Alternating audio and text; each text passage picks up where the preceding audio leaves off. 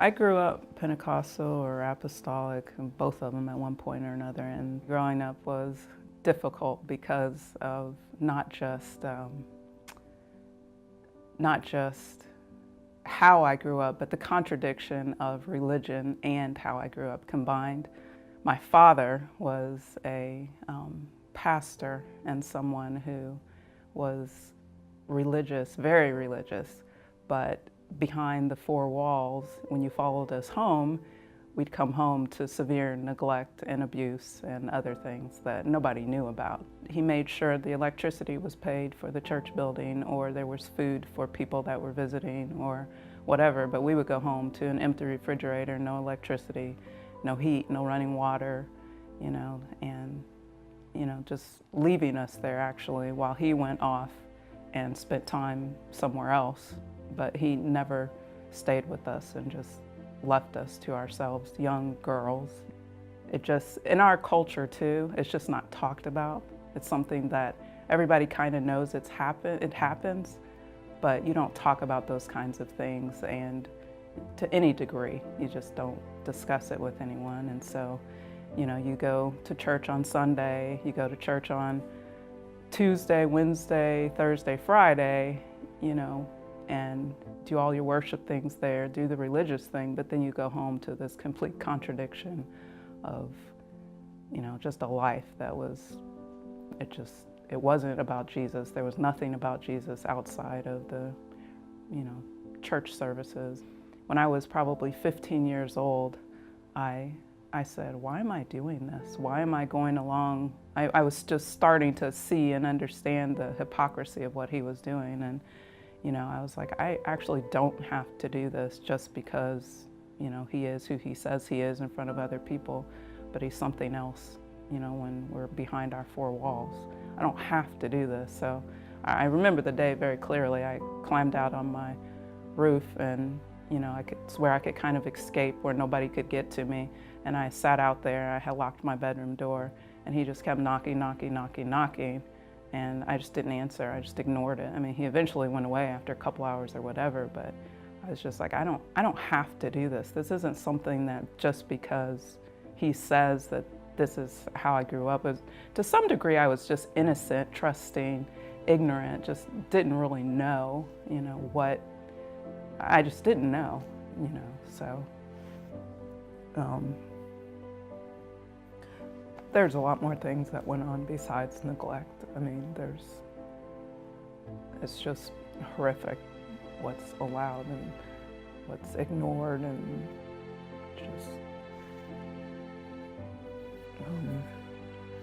at 15, I decided I'm just not gonna do this anymore. I guess what I realized was not just that I'm not gonna do it anymore, is I don't have to do it anymore.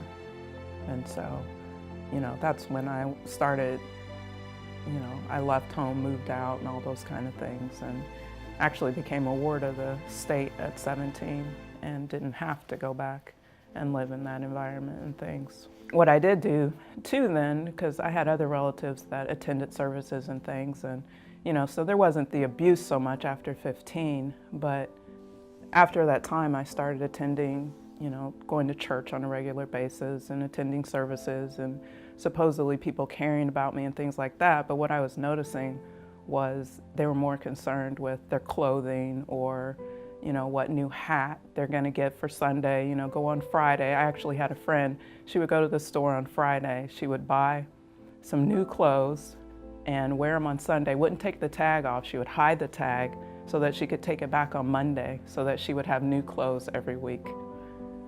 Yeah.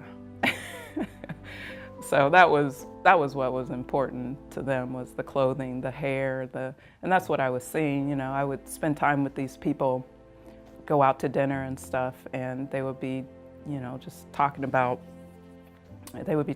awful stuff, and then go and stand up in the choir and sing and stuff like that. And I was like, I wasn't like that. I was really trying to be faithful and honest, and to the point where, I once was mowing the lawn and broke something on the lawnmower and lied about it, and I felt enough conviction in me. This is when I'm probably 16, and I, called my stepmom and confessed it to her, and she was just kind of like, okay, like, but I felt that heavy conviction of being dishonest, and, you know, I needed to make that right.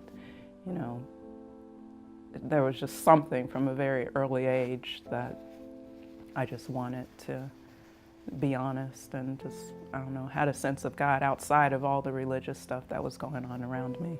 Anyway, so seeing hypocrisy and stuff in the religious world and all those kind of things and stuff, it was too much. So I remember very specifically saying to God, I want to follow you, but I know this is not what it is.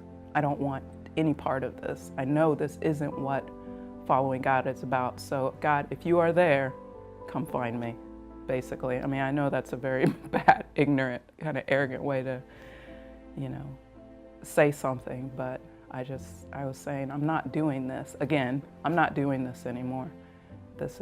I know this isn't what my spirit, something inside of me is, you know, that there's something other, that it isn't here in this religious place and this religious way of functioning, that this isn't it. So I know you're there, come find me. And, you know, probably a year and a half or 2 years later, he found me. You know, I met some people at a college campus, and I kind of stood out to them because of, you know, me being contradicting, you know, even myself. I was being contradictory. I was saying one thing, and my attitudes and all of that were living something else. But there was something there that they saw that, you know, there was something different there. So they started spending time with me and things, and started spending time with them. And I remember one time we were just sitting around reading and listening and just really digging into scripture and things like that. And I realized that I thought we had only been there for 30 minutes, but I think it was something like 3 hours had gone by. And I was amazed at how quickly, you know, time went, just sitting there and just, you know, being blown away by, I don't know, it was just fresh. There was nothing religious about it. It was sincere, it was deep, it was, you know, honest. People were honest with me. And I mean, I felt like I finally truly did find Jesus, he was expressing himself through different people in different ways. And, you know, even very simple things. You know, I left a $10 bill on my dresser, and I came back at the end of the day and it was still there. And I was like, that just blew me away that people were that, you know, just honest. And people had always, you know, always taken advantage, stolen, all these kinds of things, and that kind of stuff just didn't happen. So it really was kind of like almost a different realm or something of living. There was just a lot of supernatural things that no way came near that in the religious world of church and people who called themselves your friends and things like that, versus people that truly would, you know, do anything and everything they could for you. And then probably a couple weeks later, I remember specifically talking to someone about 2 in the morning and them, you know, talking to me about having a relationship with Jesus. And I never really heard those words before, a relationship, you know,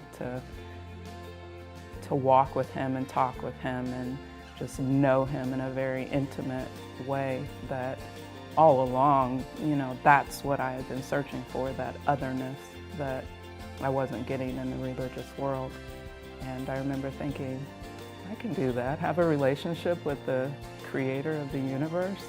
I like that. Let's do that. I'm all game for that.